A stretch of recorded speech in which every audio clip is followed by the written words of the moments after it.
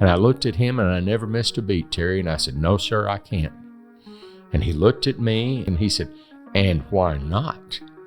And I said, "Well, sir, I'm only 13 years old, and I don't have a driver's license." And he replied, "You mean I just bought a car from a 13-year-old?"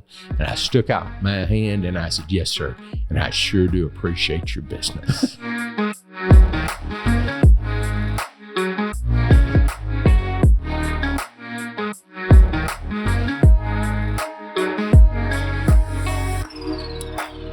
Hey, welcome to another episode of the Culture-neer podcast. I'm your host, Terry Gwaltney, and our guest today is a husband, second-generation family business owner, entrepreneur, my favorite, classic car collector, Chip Wynn.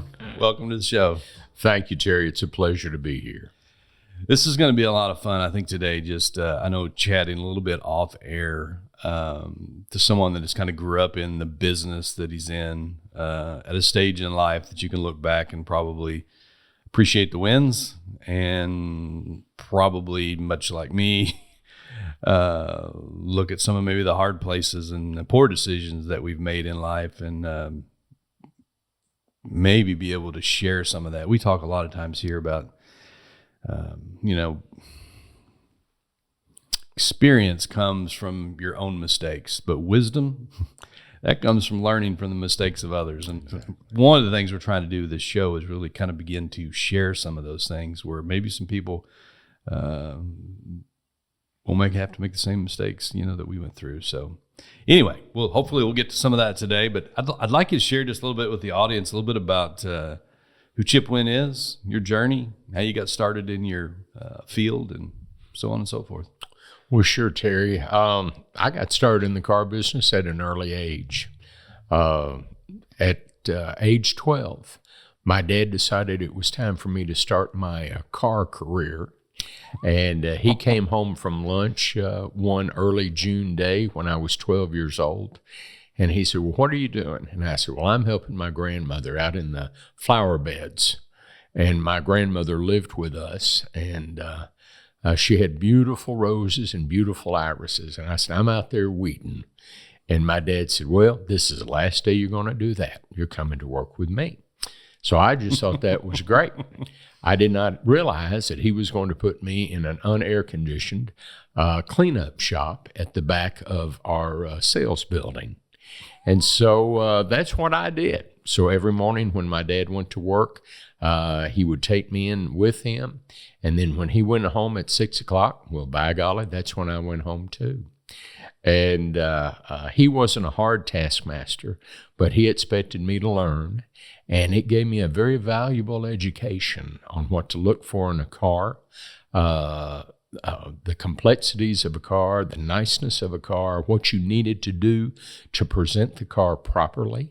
And I learned a great deal. And so, at age 12, that's where I got my start. Wow.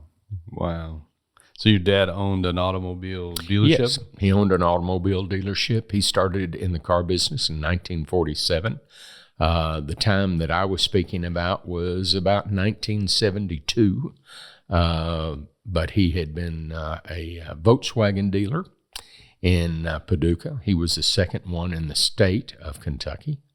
And but by that time, he had gotten out of it, and he had just concentrated on late model used cars. So that's what we did for many years until I got the Buick and Jeep dealership in Paducah, Kentucky, and I became the dealer there for that. So, but yeah, that's how I got my start.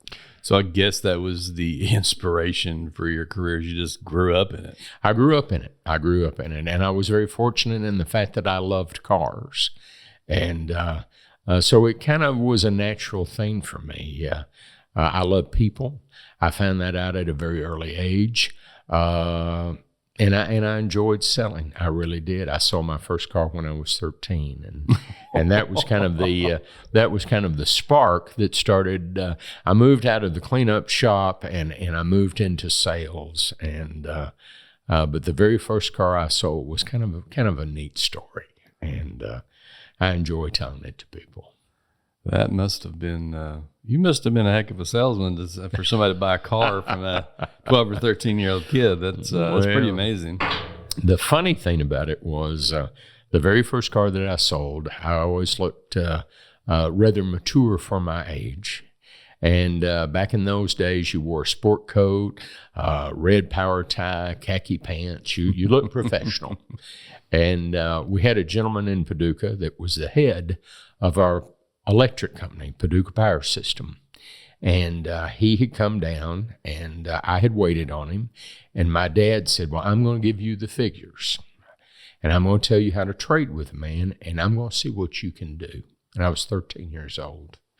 So anyway, we negotiated. I demoed the car to him. He was very impressed with the car. I was hoping he was impressed with me. So he bought the car. And at the end of it, I thanked him, and I said, Mr. Borgerdine. His name was Leroy Borgerdine. And I said, is there anything else, sir, that I can do for you? He said, yes, there is. I said, well, great. What can I do? He said, my office is a block and a half up the street.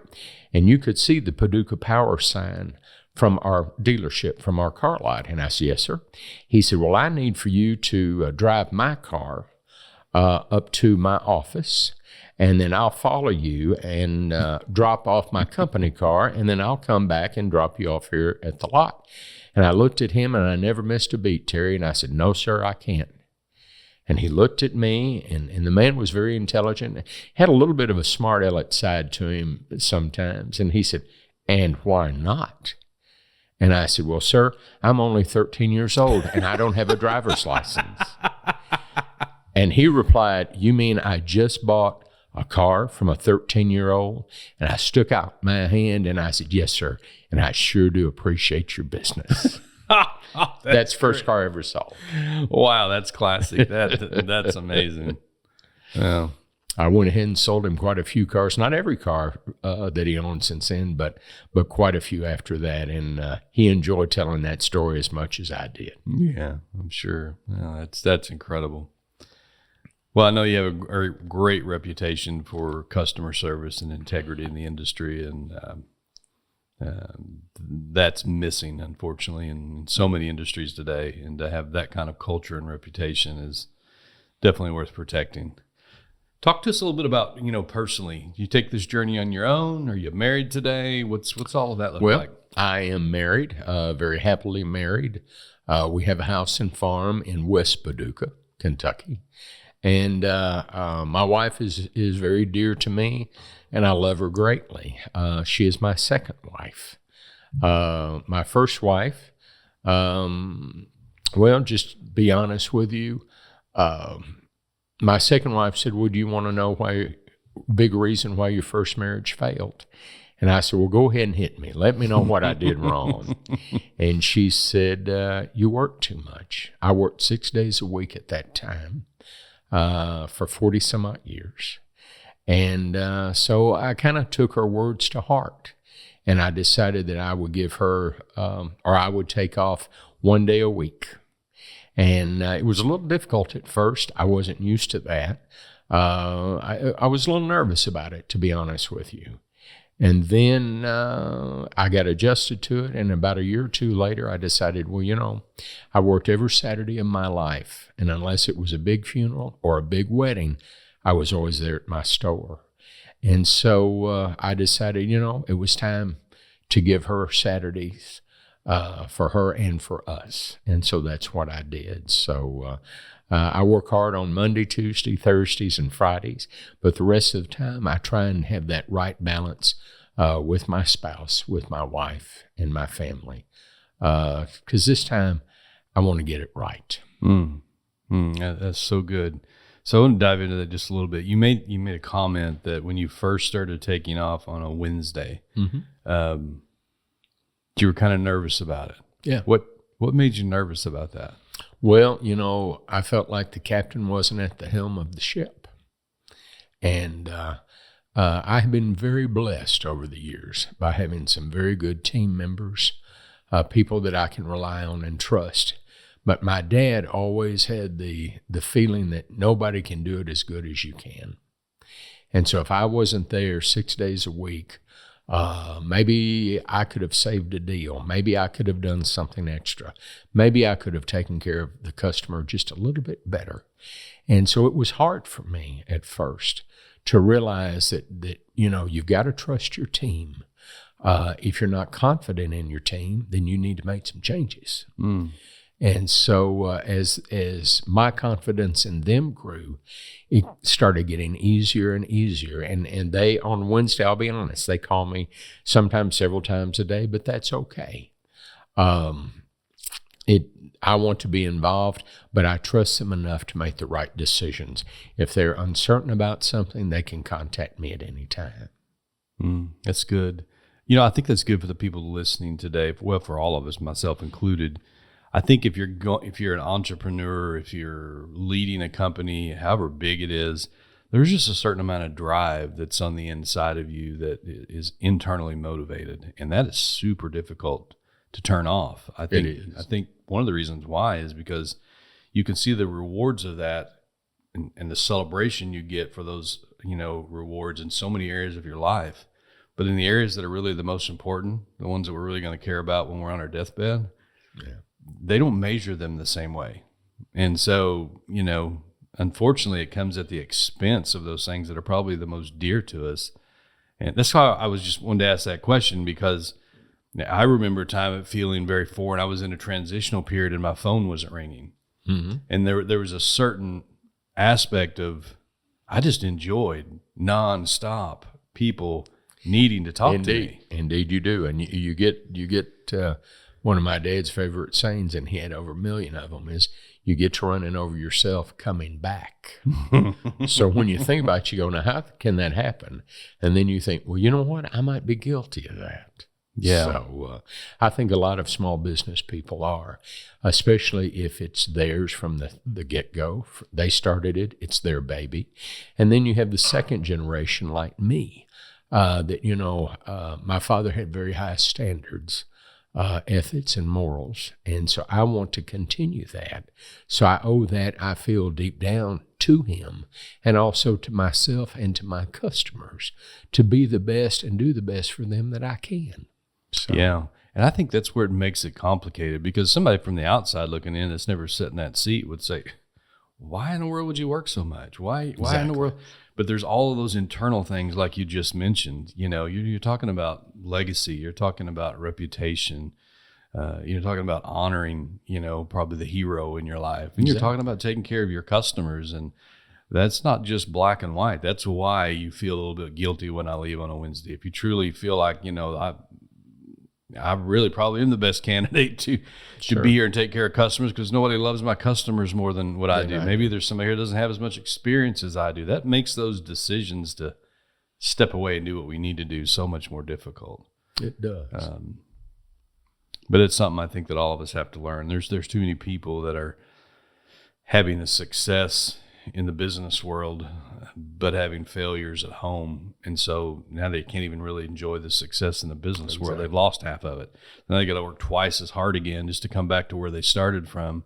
And they'll never be able to replace, some of the loss that they've got in those personal relationships. So you speak a lot about your dad. He must have been a great man. What's some of the greatest lessons that you learned from him outside of obviously the car industry and work ethic? Sure. Well, really, it would be honesty. My dad had a very strong moral compass when it came to the truth. And one of the things I remember he taught me as a little boy was, if you have to lie to a man to sell him that car, you don't need to sell him that car. Don't lie. Tell the truth. Be honest and be fair. And it kind of gets back over to a little bit. I'm a big Zig Ziglar fan. And one of Zig's biggest points in all of the teachings that I have learned from him was, when you take care of your customer and give them what they want first, they will give you what you want. Yeah. And that is repeat business, trust, and so many different things. But yeah, my dad was very, very honest and forthright about just about everything. And he taught me to be the same way. So We don't lie at my store. I don't advise my salesman to, well, don't tell them about this, or, well, don't mention that, or whatever. That's not the way you're supposed to do business.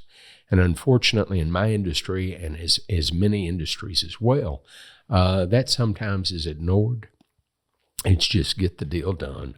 We'll worry about it later. I don't do business that way. Yeah. Yeah. We run into the same thing in our industry. Oh, yes, you do. I'm sure you do. Yeah. You know, it's why we typically don't even hire people with experience from our own industry. Sure. You know, it's just easier sometimes to train people the way you want them to function versus try to break all these bad habits. But, you know, in sales, one of the key things that all of our guys will quote nonstop is you don't overpromise and then underdeliver. Yes, sir. And Exactly. unfortunately, in sales, I think some people take this mindset that it's more about what I can get from my customer and extract from them versus what can I do for them. And Exactly. I think back to your Ziegler quote, I mean, if you're willing to serve that customer, and we had a meeting yesterday and we talk about, you know, we have some of the greatest, we're in some of the greatest career fields in the world. We have the opportunity every day to go out and help people relieve anxiety that they have. Exactly. It's not necessarily something that they wanted to buy. It's something they feel like they have to buy.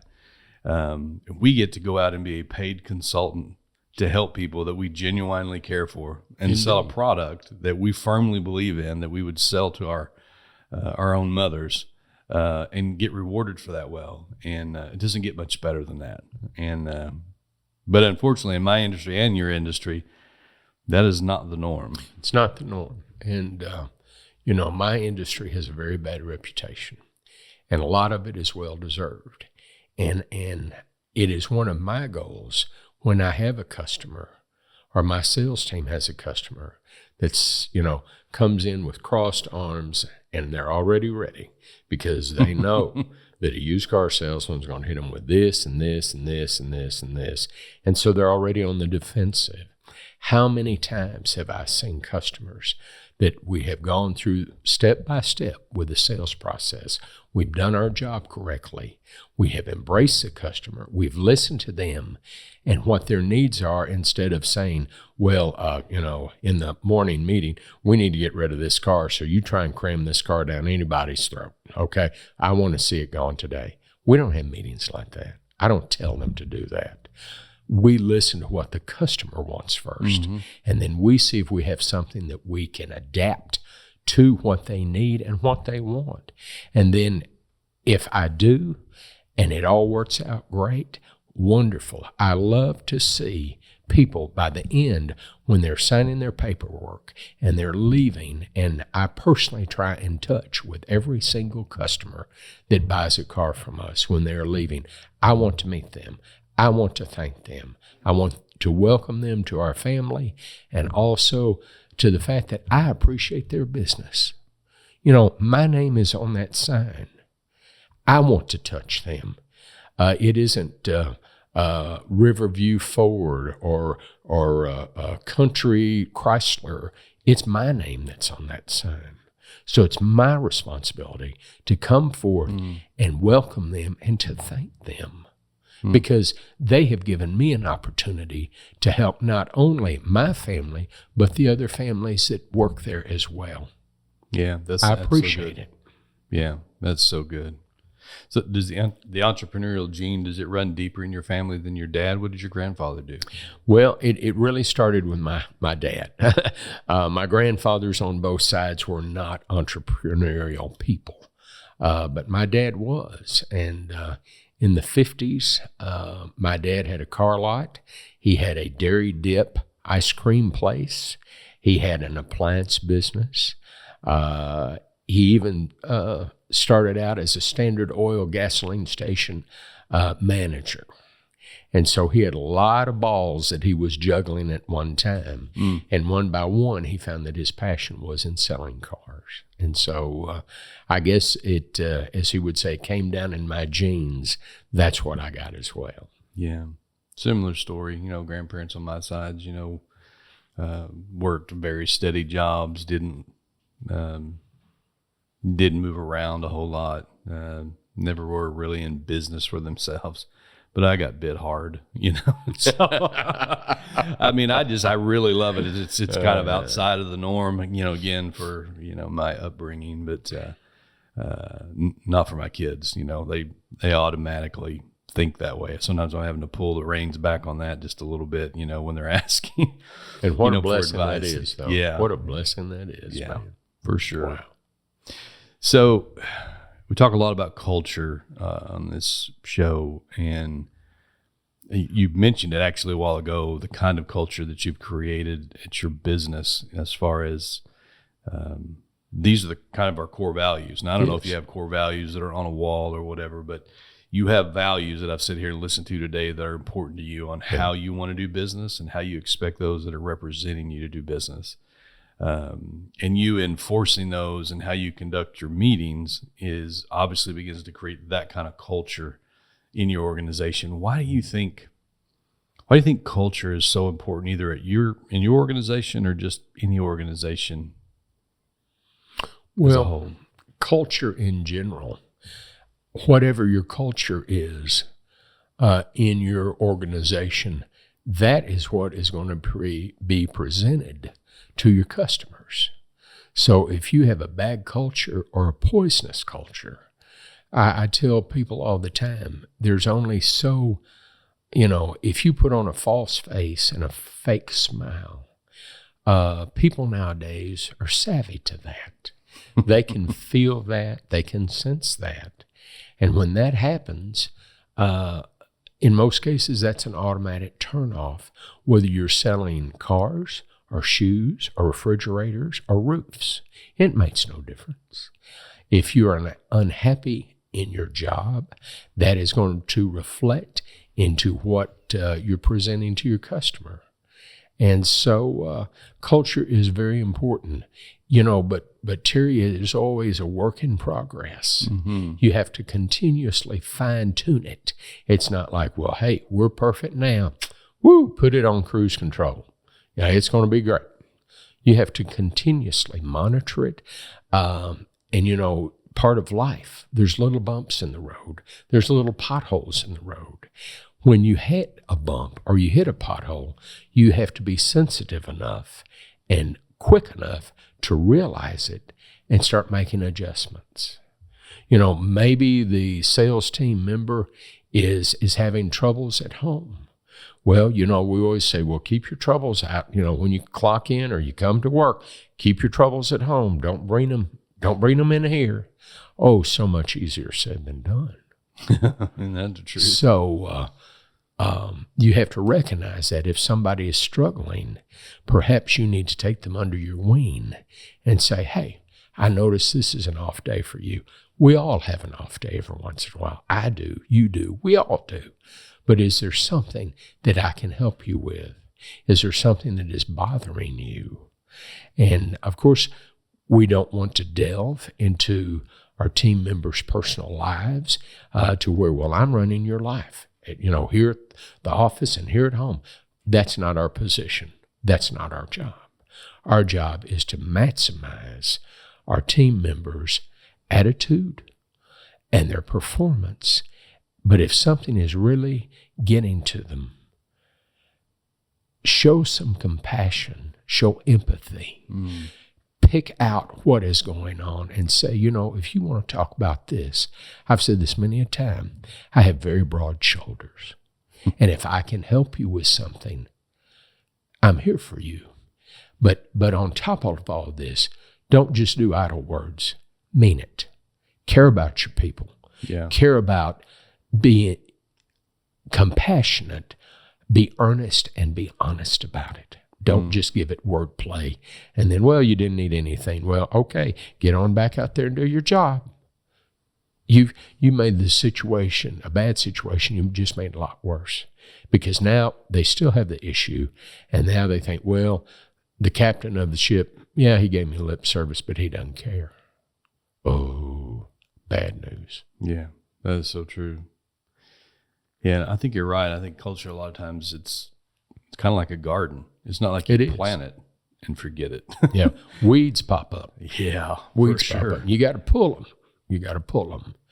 And sometimes it's not easy. I know in my own business, a lot of times I look back and think, well, I wish I would have said that differently or whatever.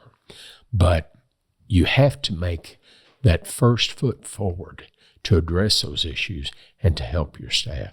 And that's what I try and do. Yeah, it's so good. I think retention is just as critical, especially in the day and age that we live in now, as recruitment. Indeed. Yeah, very much so. What do you think about a business's culture really helps to keep people around, which really helps those retention rates? Like, why do you think people stay working for your organization? Well, I hope that they enjoy it. Of course, naturally, they do it for a living. We all know that. But money isn't the great healer. It's not what it's all about. I have some very, very loyal team members. I have an office manager that's been there for 33 years. Wow. A sales manager who's been there for 8. A salesman for over 10. One salesman for probably since he was 16 years old. He's 31 years old now. I am blessed with the fact that we have great retention. We have longevity in our staff. In the automobile business, whether it's new or used cars, in metro areas, say Metro St. Louis, Metro Nashville, Metro Louisville, the turnover rate sometimes, Terry, is over 100% a year. So whenever you buy a car from Joe at ABC Ford or DEF Chevrolet, and 6 months later, you think, well, I had a good experience and everything. And, my son, by golly, his car broke down and we need to go. I'm just going to go see Joe at ABC Ford. He treated me nice. And you go in there and say, yeah, can we help you? Yeah, I'm here to see Joe. Is Joe here today? Oh, no. Joe's gone 3 months ago. My name's Sam. What can I do for you? Uh-oh. So the excessive turnover, it demoralizes the rest of the staff. And, so many times, Terry, management looks at them like, well, that guy wasn't any good. That guy wasn't worth keeping. I'm glad he's gone. And you know where the real problem is? It's not with the salespeople. It's with them. Yeah. But they turn a blind eye to it. And, they get into that, what we call that throne position, and they look down on everybody else and think, well, I've had 12 salesmen this year. I started with 12 salesmen. Now 9 of them are gone, and I've got 7 more, and I think they're probably going to be gone in no time. They're not investing in their people. They're not trying to get the most out of them unless they, beat them with a stick or something. That's not the right way to do this. And, we all say, well, our company is just like one big happy family. Well, everybody can say that, but the actual people in businesses that do it are few and far between. I try and invoke that in our organization, and we're small. We only have 13 or 14 employees. We don't have 50 or 150. You have many, many, many more employees. But when you have a personal business, small business like what we do, you have to touch, you have to feel, and you have to listen at all times. Yeah, that's so good. One of the mottos that we have at our company is that we're a leadership development company. We just happen to provide home improvement solutions. And that statement really kind of puts that focus in order as far as our priorities. Right. And so if we're truly a leadership development company, then we better be developing people. Yeah. It doesn't necessarily mean you just find people and, they're automatically going to produce at their highest potential and make the most impact. You have to invest in them, to your point. And I think we have a lot of lazy leaders. We do. We absolutely do. And we have a lot of leaders who are too self-assured in themselves, and they're letting too much go by the wayside. And I think all of us from time to time are guilty of that. I find myself, I have to jerk myself back in line sometimes. I take some things sometimes a little bit too for granted. And then when you start doing that, that's when you start seeing some issues. You have to be smart enough to recognize that and jerk yourself back into line and get going with it. So true. How do you think having a good culture has given you a competitive advantage? Industry flooded with competitors. Absolutely. There's a car dealership sometimes on every corner, and I think the culture that I try and embrace and promote is the one of being honest, of caring about the customers. We are in a high-pressure dealership. A lot of, and we get complaints from people that have been to other stores, and those are the ones that come in with the crossed arms and like, well, you're number 4 on the list, and you're going to be just like the other 3. And, I don't want to give you my phone number because I didn't even pull out of the previous guy's lot, and he's already on my phone trying to blow me up. And what do you mean you didn't? Come on back in here. We're going to get you a better deal, and so forth. We don't do business that way. When a customer leaves us after perhaps not purchasing a car, as I mentioned a second ago, some dealerships within 5 minutes are blowing that phone up. I don't do that. We don't do that. We respect your time. We respect your privacy. Are we going to follow up? Of course we are. But we had a situation here a few weeks ago that a woman told us. She said, this man, after I did not buy his car at that particular store, she said, he called me every hour on the hour for 6 hours. Well, have you made your decision yet? I'm still here. We're still open till 7 o'clock. You've still got time. No, I'm not going to make my decision today. All right, well, I'm here ready waiting for you. An hour later, calls, says almost the same thing. And she said after third one, she said, don't call me anymore. I told you I will call you. You don't have to call me. And she said he called for the next 3 hours and she would not answer his phone call. So how successful is that strategy? It's not. It's not. You're ticking people off. You're abusing their time. And really, in when it gets down to it, Terry, you're insulting their intelligence. Mm-hmm.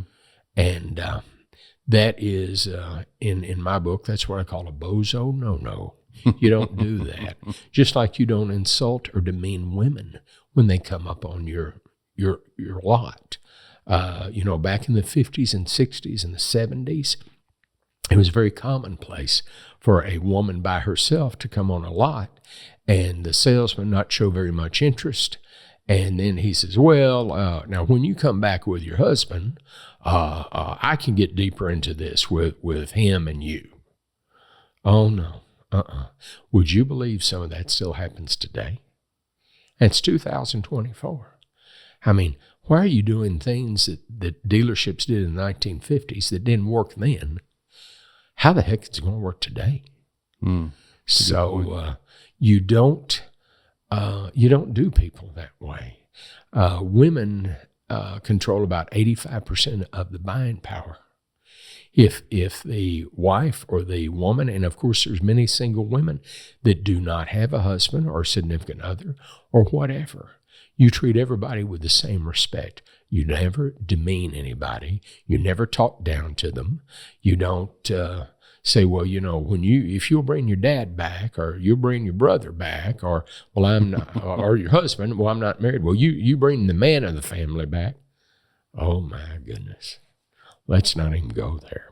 So, you said something a while ago, and I think it's so true.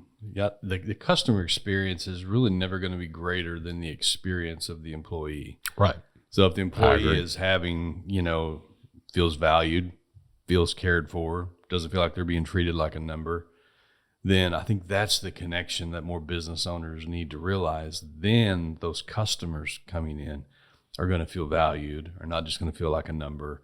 I know for us, we try to train our guys, this is not about a one-time business transaction. No, you're exactly. And if you can move beyond that to where that vision for that customer is bigger than that, like I have a human being in front of me and, I want to care for their needs. If I do that well, I'm going to get compensated well for that. But in the middle of all that, I want to sell to their kids and their grandkids. So I'm generationally selling.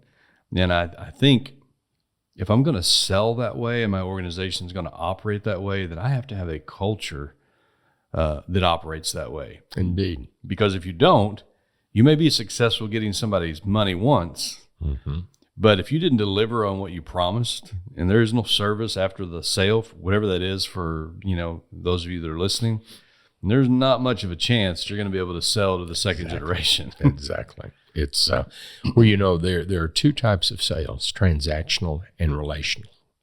And I don't want the transactional sale. Hey, you beat everybody's price in 47 states, and man, this is just great and everything. But when I get ready for something else, if you're the lowest one in 47 states, I'll come back and buy again. That's not my customer. The relationship that you build with the customer, that's the important thing. I tell people many, many times, I don't want to just sell you this car. And they look at me a little funny. I say, because I want to sell you your next car, and I want to sell you your mother's car, and I want to sell your brother and any other family members, your best friend. Does he drive a car? Well, yeah, sure he does. Guess what? I want you to be so impressed with us that I want you to recommend the best friend and say, oh man, you don't even go anywhere but Chip's. I'm very blessed and fortunate. Terry, I have a lot of that. We had a story that I'll share with you, a car that we sold last week. These people lived right outside of Chicago, Illinois, and they had been to a family reunion in North Carolina. On their way back, right around Catawba, their car blew up. It just ended. There was no, well, it needs this or it needs that. They simply needed a new car. So they checked into a motel in Catawba. And, of course, they didn't have a car. They were sitting on the side of I-24 and being towed into a service station. And so there was a woman up there that runs a kind of a Uber service. It's not Uber. It's something that she does. Well, this motel knows about her.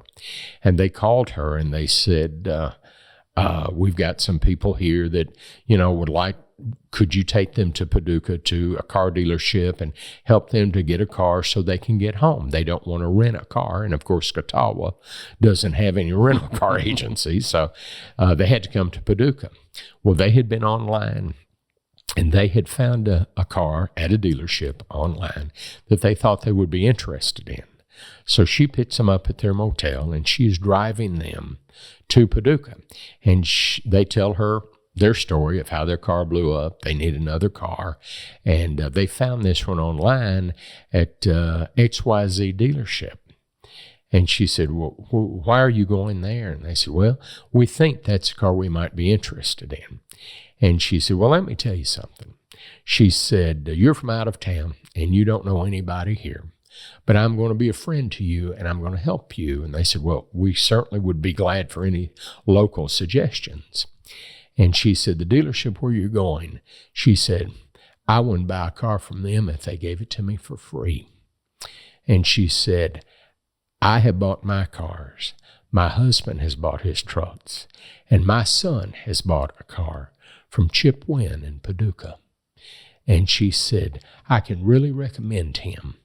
And she said, look at this XY dealership and look at Google reviews. And they said, well, we haven't done that. We just found this one car.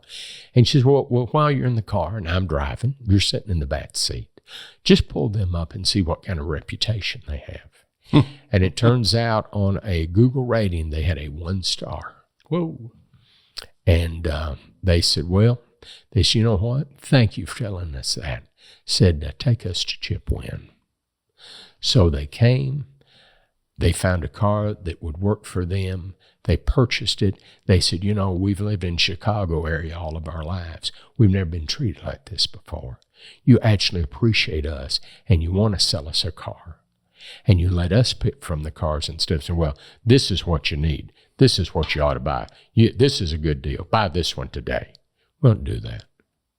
And so they bought the car and went on back home to Chicago. That was a sale. If I had not had a relationship situation with her, I never would have seen those people. She would have dropped them off at XY dealership, and they could have gotten hung or gotten stuck or whatever. I don't know. But I do know they got a good car. They got an experience that they've never had before. You know, us Southern people a little bit different from from Northern Illinois. No offense there, guys. No offense. I had a dealership in Southern Illinois. So, but anyway, that just goes to show exactly what you said. I don't want our relationship to be transactional. I want you to refer us to other people, even if they have a broken down car on the side of the road and you're taking them to Paducah. Yeah, that's good. Any advice you'd give to this next generation of business leaders coming up? Absolutely. I'll just be blunt. Get off your damn phones. Get off your phones. Invest in your people. Invest in your customers. You know, your phone is one of the greatest things in modern history as far as an invention goes. It's also one of the worst because so many times it can misdirect you from keeping the main thing the main thing. And so that's one bit of advice. The other advice that I would give to them is no matter what you do, be honest. Be honest about what you sell. Be honest about who you are. And you don't, if you do it right, Terry, you don't have to lie to anybody about anything. Good advice. Anything in business or your career on this journey to success that you didn't expect? Well, I don't like to brag. That's not what I do. But I have been very, very well blessed with success. It has allowed me to do things that I did not think that I would be able to do, financially and otherwise. It has allowed me to branch into a real passion of mine, and that's classic cars. I've collected cars for 42 years. And in the last 4 years, I stuck my big toe in the water and said, well, you know, I have been selling cars all of my life. As I said earlier, since I was 13. Now I want to not only sell late model cars, I want to sell classic cars because I love all cars, but the oldies are they're my passion. And so we have opened up a division of our business selling classic cars, muscle cars, antiques, etc. And we're having just a great, great deal of fun. So yes, by what I feel like doing things the right way, it has enabled us to move on into a real passion of mine. It doesn't have much to do with culture, but I'm curious, who have you found that your market is for your classic cars and that particular division of your company? Primarily, it is the demographics would be probably adults in their 50s, 60s, baby boomers, if you will, and then the ones immediately after that. The younger generations, I think there's not as much interest in classic cars, but several of the old cudgmudgeons in the classic car world say, well, this is all going to die out with us. Young people don't care anything about these cars. They'd rather be on their phone and so forth. And you know what? I was kind of that opinion too about 10, 15 years ago. But I have seen a change. I have seen more and more young people start to embrace cars. Is it a tsunami? No, it's not. I wish it was. But it's more than a trickle. And so I think there's hope for the classic car hobby, for the classic car industry. And collecting classic cars is a timeline. It keeps moving on. So what my grandfather really wanted when he was a young man but couldn't afford or get, well, today, that car doesn't really appeal to you and I. There's other things that we would rather have than, say, a 1934 or a 1919 Buick brass car. one of the things that I love, and it's starting to weaken a little bit, is what we call pre-war cars, 1942, about 1929 to 1942. As I like to say, that was when cars were cars and men were men. They were big, huge boats, and I just are very fond of them, as well as muscle cars. Our generation right now, that is a hot thing for us, because a lot of times young men and women wanted a 69 Camaro or a 72 Chevelle or a 68 Dodge Charger RT. But we couldn't afford those. They were out of our reach. And now that life has been good to us and we have achieved some success, we remember those. And that's what is driving our hobby. Our hobby is based upon memories and basically emotionalism, your attachment to that car. Yeah, I could see that for sure. Would you say that classic car is a good investment? Indeed, I would. Now, I will say this. We have just come out of a period where people say, well, if it's nice, you can buy anything, and in 2, 3, 4, 5 years, you can make money on it. It just keeps going up. It just keeps going up. Well, that's true to a certain point. Number one, of course, you can overpay for something, but it's not a guarantee that you're going to get a 7 or 8 or 10% return on that investment every single year.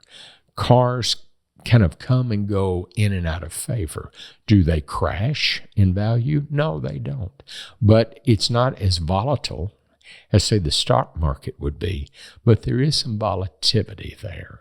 What I encourage people is, don't look at this as an investment. Look at this as a fulfillment of a desire that you have, a passion that you've always had for this particular kind of car or brand or model. Buy it, drive it, and enjoy it. That ought to be your first concern. Good advice. This thing's all wrapped up when life's over here on the earth. How does Chip Wynn want to be remembered? Whew. That's tough. I guess I want to be remembered as having a servant's heart, that I was honest, that I was kind, that I was compassionate, that I truly cared. And, for some people that the final wishes, the final statement is a little hard. And for me, it is. But basically, Terry, that's how I want to be remembered. I was a good man. That's admirable. I think we're going to land that right here today. I appreciate you being on the show. Thank you. It was my pleasure. I think there was a lot of words of wisdom for all of us that have been listening today. I encourage you to apply that. Guys, remember, your culture is only going to be as healthy as your leader. And we'll see you next time on the Culture-neer podcast. Terry Gwaltney from the Culture-neer podcast. Listen, I want to say thank you for listening to the podcast today. Also want to encourage you to help us get the message out to more people. If you could like, share, and review this content on wherever you consume it. You go to YouTube or LinkedIn or just whatever your social media channels are. And you could even share it. That would be a big help to us here at the Culture-neer podcast. Also, if you'd like some more information, you can go to www.terrygwaltney.com, where we have updates. We also have more resources. We share articles there. And you also can find our new book there called The Culture-neer. Again, we want to thank you again for taking time just to listen to the podcast or view it on YouTube.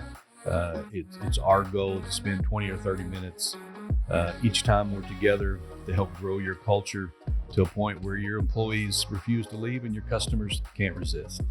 This is Terry. We'll talk to you soon.